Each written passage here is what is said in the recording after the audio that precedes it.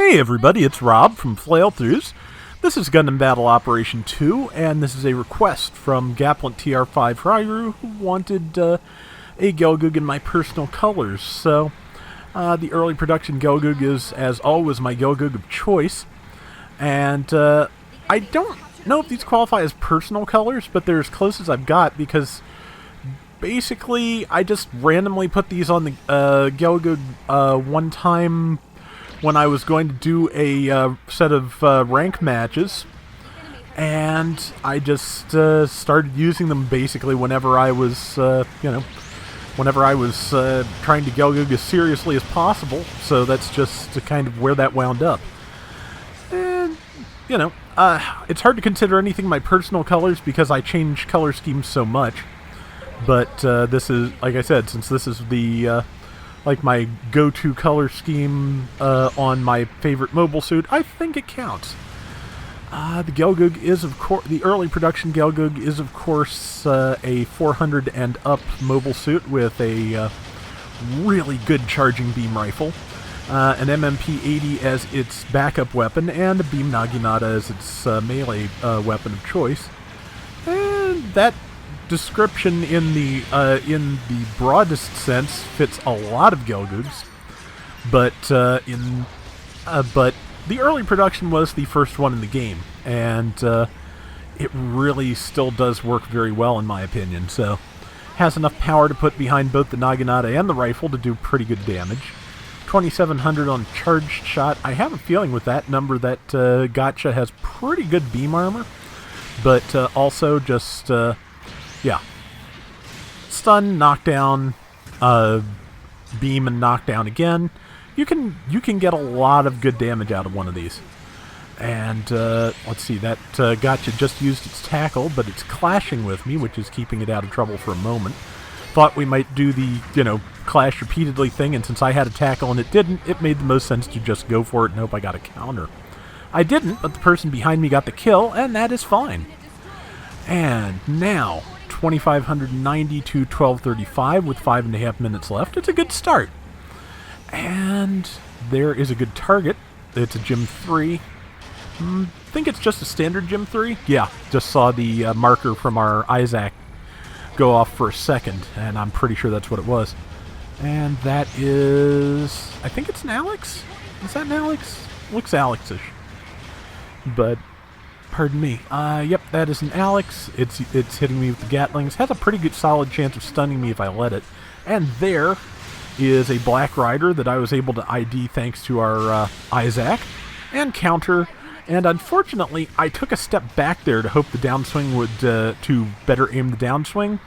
And that gave it time for iframes to come up because, of course, iframes from a counter are come up much quicker than from a knockdown.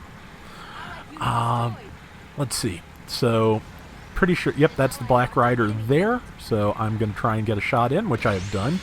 I wasn't really prepared to follow up. I was kind of thinking that wouldn't connect, else I would have been ready to follow, follow with the beam rifle. But now I'm in trouble, and I think the Black Rider's going to get me, unfortunately. Yeah, because it's just going to turn around and shoot me once, and my team is otherwise occupied, so. But I'm going to get an assist on that any second now, I'm pretty sure. It has no health, so. And I don't think it can, I don't think it's ready to stealth up yet either, so. You can see somebody taking shots at it. Number 5 is chasing it. Number 5 is a Garibaldi, is a pretty capable general. Yeah, I don't expect the Black Rider to last much longer. But it might last long enough for me to get the kill shot. I don't remember, even though I ran this earlier tonight. Like I said, the arm contains much ouch at the moment, so I will have to I'll have to find a way to get some of that out of there, and then hopefully be able to think a little better.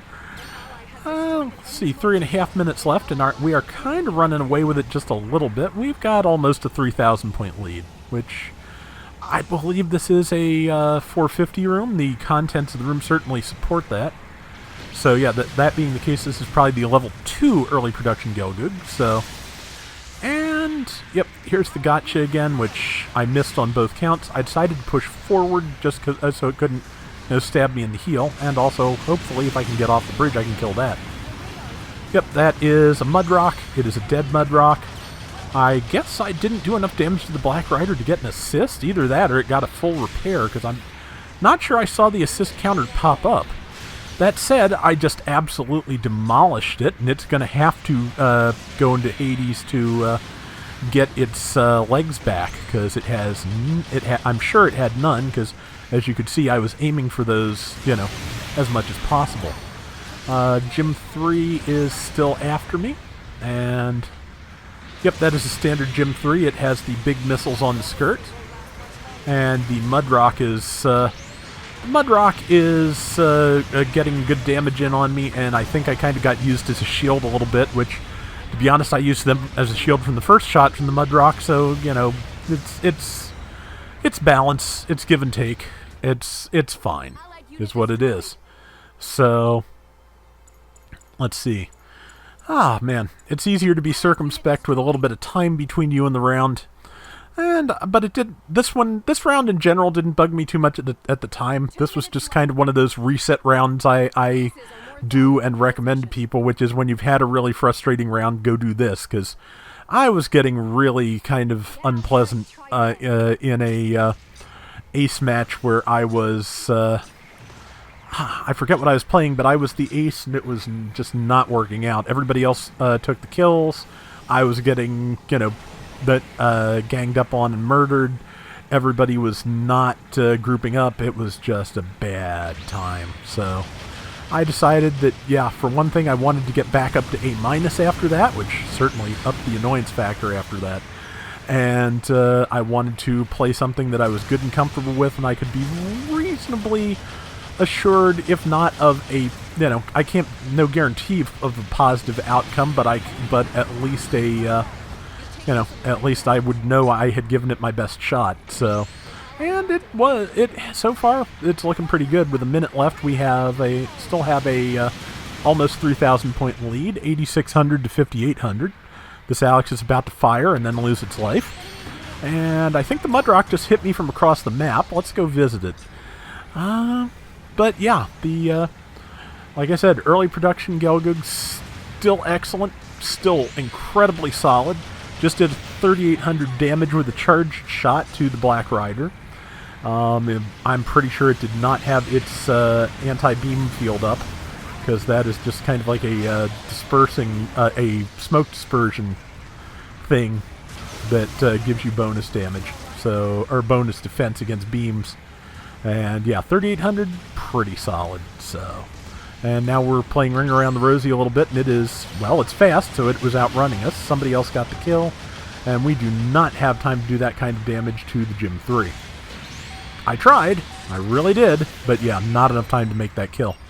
But we won it, and we won it by a good margin, so, and like I said, I think I performed pretty well, so no complaints. I'm pretty happy with that one. I hope you are too, Hirairu. And yeah, 3,000 out of our 10,000 points are me, 675 points of assists, 82,000 damage. So yeah, Gelgoog is still my go-to, and this is why. So that is going to do it for today's Gundam Battle Operation 2.